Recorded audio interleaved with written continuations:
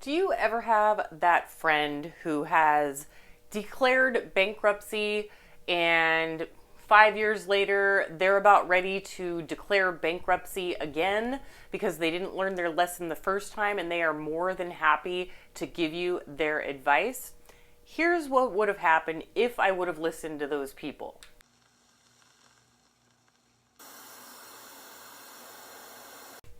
What's up, everybody? This is Prepper Princess. Don't forget to smash that like button to go ahead and help me out with the YouTube algorithm. Hit the smash the like button and check out my book, How to Live on Almost Nothing. I will leave a link in the description below. So, there's a lot of different stuff going on in this video. Not sure where I'm going to go with this, but I don't use a teleprompter, so we're just going to get started. So, last month, I made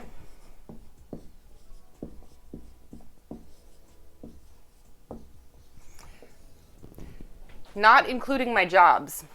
This is what I made off of my investments last month. Not last year, last month.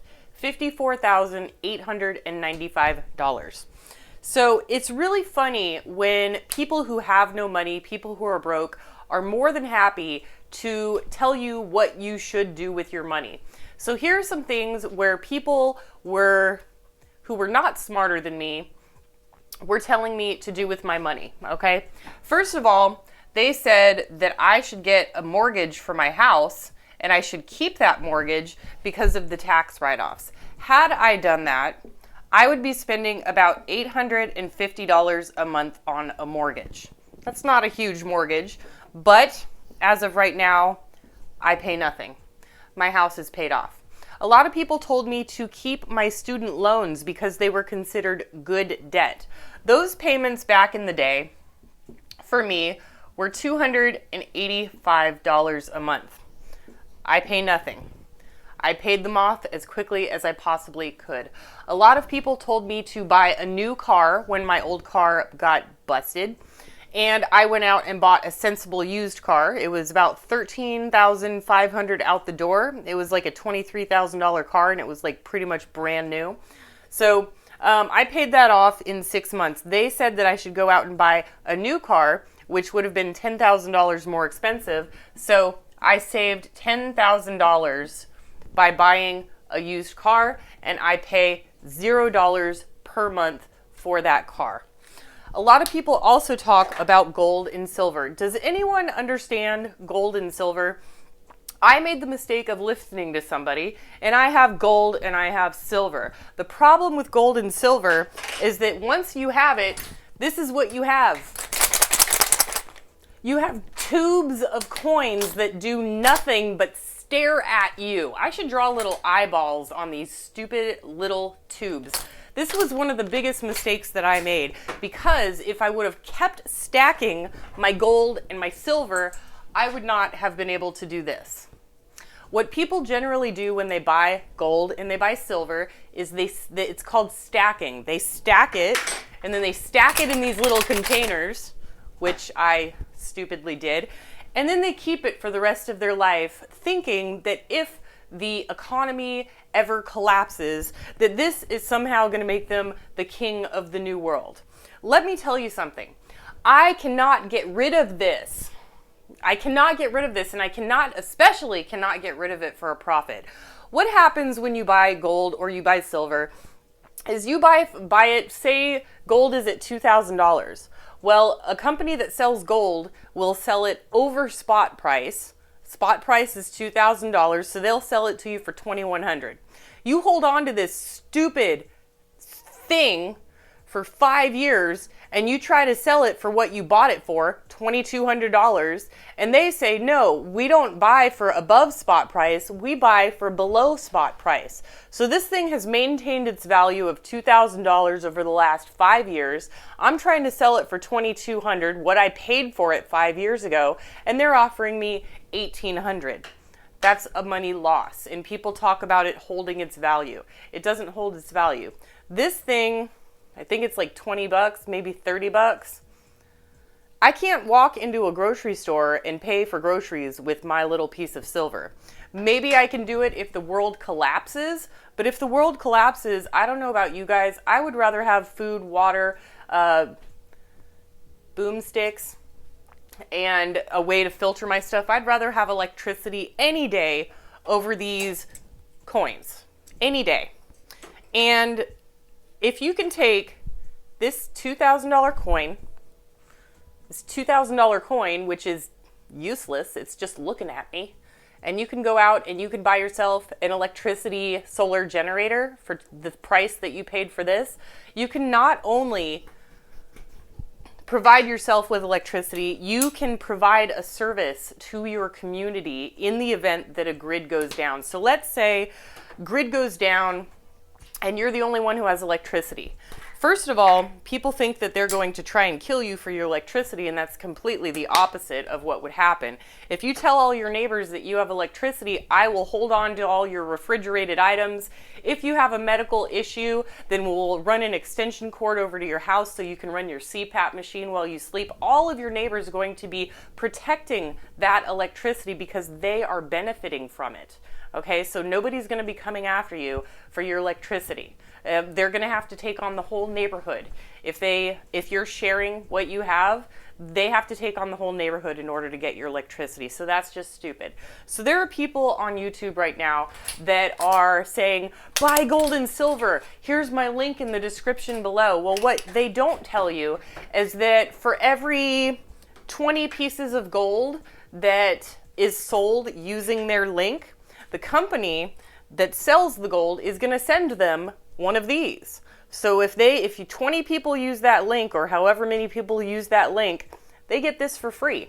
And they're not telling you that, okay? So we all know probably who I'm talking about. And if I would have listened to that person, I would just have more of these, and I wouldn't have this. What I made last month on my investments. Almost $55,000. Actually, this doesn't even include the one that I have with BlackRock, one of my investments. I didn't even look at that. It's probably 56, 57,000. It's maybe 60. I don't even know. It's a lot more than that. So don't listen to stupid people. If I would have listened to my bankrupt friends, I would have a mortgage. I would have a student loan. I would probably still have a car payment because I got that car only 2 years ago. And now car payments are in the 4 to 6 year category so that people can afford their bills. I would have so much debt and so much money still owed at this point. Now let me tell you a quick story about a dear friend of mine who I am still friends with, love her dearly. I think she's a great person. So she, as you all know, well, I don't want to get too much into detail, but her and her husband inherited a house free and clear, meaning that the house was already paid off. They didn't have to pay any remaining balance. And they lived in that house for, I think it was 7 years, 8 years. And she worked full-time, her husband worked full-time, the house was paid off free and clear, and by the time they divorced or separated 7 years later, they were getting ready to declare bankruptcy because they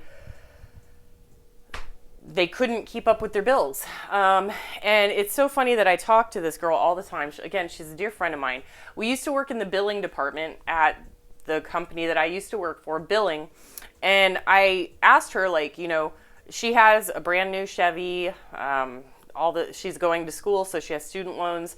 And she says, I don't understand money, but you work in the billing department of a multi-billion-dollar company. You work in accounting and billing, and you don't understand money. And people always ask that question, what would you do if you won the lottery? Most people always say, I'd pay off all my debts and maybe get a boat or a new house or something like that. Okay, well, if I won the lottery, I would just put it all into investments, thus taking that $54,000 and turning it into $100,000 a month or whatever it may be. Now, yes, the stock market is going to go up and down. We all know that. It's volatile, and that's the way it's always has been, and that's the way it always will be. That's just the way that it is. But I guess I guess what I'm trying to say is that you should only be listening to people that are smarter than you, and think of the consequences of what your life would look like if you would have listened to people that are less smart than you. Me, I'm stuck with this.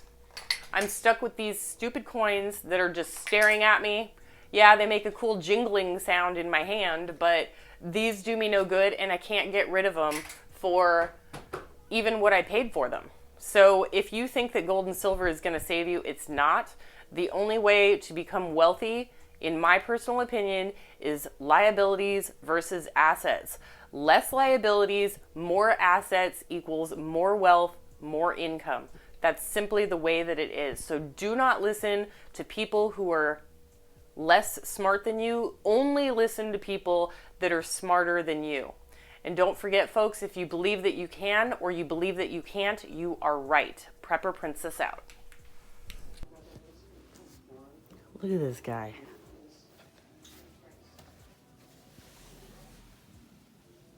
Just hanging out on the couch in the backyard. It's like his own little living room.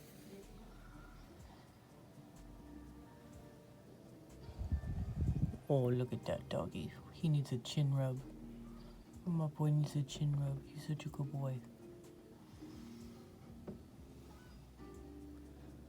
Cactus is doing great. Pomegranate's doing great. I killed the avocado. I didn't kill it. I don't know what. I can't grow an avocado here to save my life. I can grow fig, pomegranate, and edible cactus, and oranges and lemons. Cute little boy. Yes, he is.